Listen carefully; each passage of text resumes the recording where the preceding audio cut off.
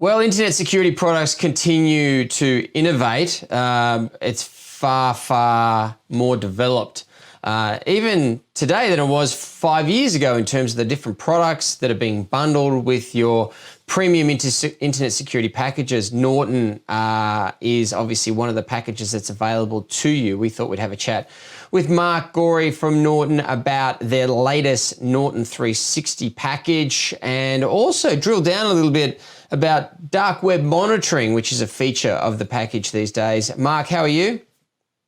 Great, thanks. Nice to be here, Charlie. Yeah, good to have a chat to you.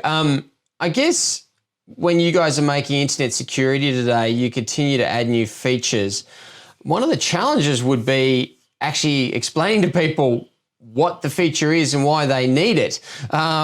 Your dark web monitoring, if we could talk about that first up, why do we need that?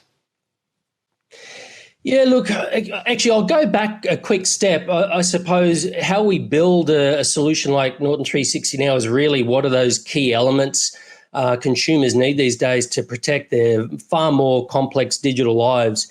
And for us, there's like 4 key pillars, which is the device security, privacy, like in your privacy online, identity, and home and family are those 4 key pillars that we really work on these days. And yes, one of the new features, dark web monitoring, it really is our identity pillar. What we're finding is we're using so many more services these days online, where we're suffering from a constant stream of scams, and we're hearing more and more about breaches, large corporate breaches. What this ultimately means is people's personal identifiable information, which is it's important. It's private information. People don't want to get out because they can suffer identity theft and a whole bunch of other ongoing threats, scams, etc. So what we're trying to do is discover where that information is out there, and a lot of it gets traded on what we call the dark web. Now, the dark web is a piece of the internet that, unless you've got special technology to access it, it's very difficult to find, because your typical search engines, where they index the web, they don't get to the dark web. And so it's a lot of cyber criminals operate in these networks, and they trade a lot of personal information. And so what we're trying to do is discover that information and alert people if we've found their information on the dark web. So let's drill into that a bit, because I've been using the internet, I think, since 1995. I've been registering on different websites and services since that time. I haven't always practiced good password management, for example. And every once in a while, I'll get an email, because I've had the same email address for quite some time, from somebody pretending that they've got all my personal details, and it might have been, pick an example, MySpace, for example. And I've got all my personal details from my MySpace account, and they're going to share it online unless I pay them $500 via Bitcoin. And I sort of think, well, you don't have my private information at all. You're phishing, right? You're phishing or spear phishing. Is that the kind of thing that you're trying to help me with? Yeah, because there has potentially through a lot of breaches that your information has leaked out there. It could be from multiple different sources, and we see these scams where they may get by a database or find a database on the dark web, and they just start using that information and prey on people's fears about what they may do online, or where they've been, or what that information could be. And quite often they've only got a small piece. They might have a username, they might have an old password, and they'll use that to say, hey, we know you've been doing, this online, or you've been looking at, bad material. And we know because here we've got your password, and they'll use this. And look, it's a numbers game. They could have bought a database. We had 50,000 people in it, and they know that there's a percentage of those people that will fall for that scam and do it. But what we're trying to do is, where we've found your information out there being traded, because yes, you may still be using that same password years later. So if we can say, hey, look, we found your details and we found this password and it's circulating out there, it's a good indication you need to go and change passwords, or implement the services that use two-factor authentication. There's proactive measures you can help you from suffering from the kind of activity cyber criminals will use that data for. So you're looking under the rocks that have been placed there often many years ago. We don't remember them. Yeah. We don't remember these sites that we were once registered with. And if we don't know enough about the techniques that these criminals are using to try and trick us or steal from us, you're sort of holding that up to a light, so to speak, and just making it easier for us to navigate the internet, correct? Absolutely. It's very much just alerting people that your information's out there. It's circulating. Cyber criminals can access it. And yes, for a lot of people, password management is still not up to scratch. They're still using the same password, multiple accounts. It's not complex. And so it makes it easy now. Like if you're using all the same credentials all the time, if one service has been compromised, they can go and try a whole bunch of different services and use your credentials. And there's a good chance that they will access services, whether it's your streaming services, whether you store information, your tax services, whatever it may be. You're an easy target now. And so, this is about alerting for the fact that data is circulating. Cyber criminals have access to it. So you need to do something about it. Like I say, it's, start using a password manager so you can use different passwords on all your services, making sure the passwords are more complex and not easily cracked.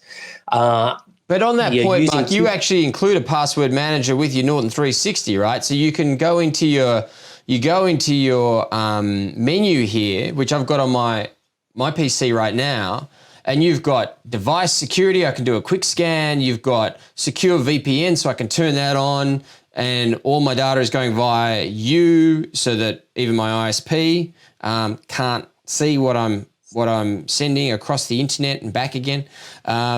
You're also got a cloud backup as part of this subscription. You've got a password manager as well. And they're all there. They're just part of my subscription. I can go and set them up, configure them, and off they go. You're kind of giving us all the tools, right? This is even before I get to parental controls and dark web monitoring. That's right. Like really, this is no longer antivirus anymore. This is multiple services all built into one. Because yes, quite often people will have, antivirus internet security for their device protection. They have a paid VPN service to protect their connections or access different services, a password manager. Yes, online storage for remote backup. These are all different paid services. These are all core elements of good security, and we've brought it all together into one simple solution. And that interface you're looking at there, Charlie, it's about bringing it all together to make it really easy. What we found with Norton 360 is once we brought all those services into the one interface, so it's all there, easily accessible, people are using the VPN more. They're using the password manager more. And so, which is what we want. We want people to use those because they're individually all critical to strong security. And passwords definitely a key part of it. Like for myself, I have over 200 passwords stored in my password manager. Most people have 100 different passwords, 100 different services with a password related to it. So if you're using 2 or 3 passwords across all these services, once one is compromised, there's a whole bunch of other services are now vulnerable. Very dangerous. The question from Jan, she is a Norton 360 customer. No doubt you thank her for her custom, but she was wondering how she actually goes about setting up the dark web monitoring, because it's got a sign in button on the menu, and she just sort of she needs to understand what's the process from here. Yeah, look, once you sign in for that, there's just some, obviously we're scouring the dark web. So we just want to make sure people are comfortable of the service that we're running. So you go in, you accept the terms of that. What we will do initially, so your Norton account, you have an email on that account. So we can do a quick scour of the dark web, then go back through a whole bunch of history. And if we found your information out there already, we will send back what we call a baseline report. So everything that we've seen today, where we've seen your email address on compromised information, we'll send that back. And we're actually, in Australia, already seeing a very high alert rate, nearly as high as the US, which with social security numbers, like, it's been a big problem. So, yeah, we are seeing a lot of Australians getting alerts off the dark web monitoring. What then people can do is, it's much more than just your email that we can monitor. There's fields like for bank accounts, credit card accounts, in insurance details, your mother's maiden name. Look, there's a whole bunch of fields there. So if you're truly concerned, and this can be, your spouse's email, a child's email, you can put those in there. Whether it's a driver's license, phone numbers, any of those can ultimately be monitored. And so the more information you share with us, and look, I must stipulate, we take the privacy of information very serious. So it is very securely protected, whatever you do share with us. But once we've got that, we can look for more of that information that could have been compromised. And individually, they're all important pieces of information which ultimately could be used against you by a cyber criminal.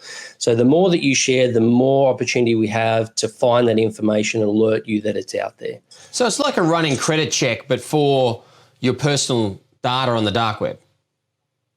Exactly right. So we're always monitoring. So once you set it up, like, we'll do that baseline check to see if there's historical data that we've discovered. But once it's there, there's a constant check that's going on, so that as new breaches occur, as new scams have been run, and cyber criminals are selling databases of information on compromised information, whether it's credit cards or people identities, and we discover that, well, then you will get ongoing alerts through the dashboard, through an email, or there's an app that you can also run on your phone to get your alerts on there.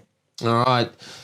It's a very, very interesting world. And the argument that I present to people is, look, how much benefit do you get? How much savings do you make by transacting online, by engaging with businesses online? The amount of time you don't have to go and physically make a phone call or stand in a queue, because you can do so much of it online.